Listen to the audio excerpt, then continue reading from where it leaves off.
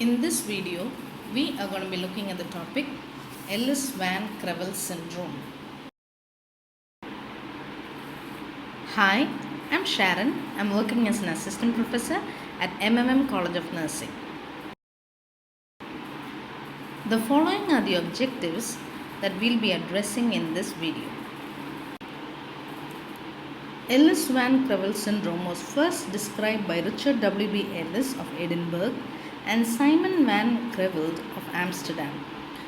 The largest pedigree of this disease was found in the Amish community with 52 cases in 30 sibling relationships.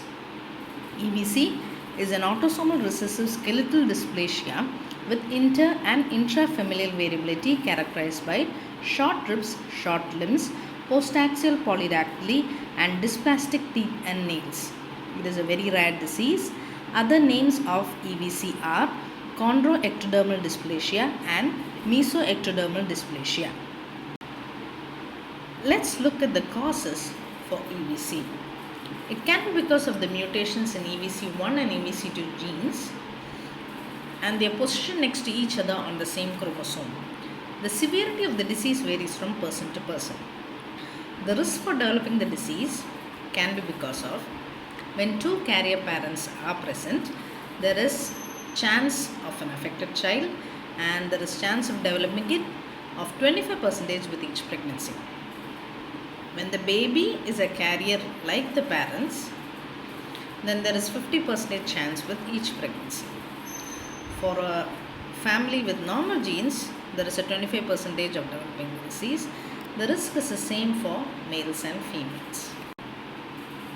The prenatal diagnosis for EVC can be done via ultrasound in the 13th to 18th week. Molecular genetic testing, the DNA has to be extracted from the chorionic villi sampling. The following are the clinical manifestations of Ellis Van Creveld syndrome. The patient can have postaxial polydactyly, congenital heart defects, the most common one being AST, which occurs in 60% of the cases. AST is atrial septal defect. Oral defects, the patient can have natal teeth, that is, teeth that are already present at birth. Multiple musculofibrous frenula. A frenum is a mucous membrane fold which contains muscle and connective tissue fibers that attach the lip and the cheek to the alveolar mucosa, the gingiva and the underlying periosteum. So when multiple ones are there are chances that the patient can have tongue tie. Conical teeth, hypoplasia of the enamel, hypodontia, that is congenitally missing teeth, and malocclusion and cleft palate can also occur. Short-lived dwarfism, that is, the height is only up to 1 to 1.5 meters. In respiratory system, there can be long, narrow chest and short ribs. In integumentary system, one can note fine sparse hair and hypoplastic fingernails. In males, there can be epispadias, that is, a rare type of malformation in which the urethra ends in males in an opening on the upper aspect of the penis. In crib organism, that refers to undescended testis. Let's look at the skeletal features. One can notice a variety of radiological skeletal features. You can see retarded bone maturation and fusion of the hamate and capitate bones of the wrist, defect of the lateral aspect of the proximal part of the tibia, that is knock-knees or genoalgum, hypoplastic cubitus, cubitus valgus, where the forearm is angled out away from the body, supernumerary carpal, bone center, clinodactyly of the fifth finger, that is, fingers curved to one side, fusion of the fifth and sixth metacarpals, disturbance in bone modeling of the metacarpals and the phalanges. Here you can see postaxial polydactyly, there is increased number of fingers and toes. In this particular case, you can see 6 fingers and 6 toes. Genovalgum, otherwise referred to as knock-knees. In this particular picture, we can see a few of the oral manifestations such as multiple musculofibrous frenula, conical teeth, hypodontia and malocclusion. This is a case of dwarfism. Now let's look at the categories.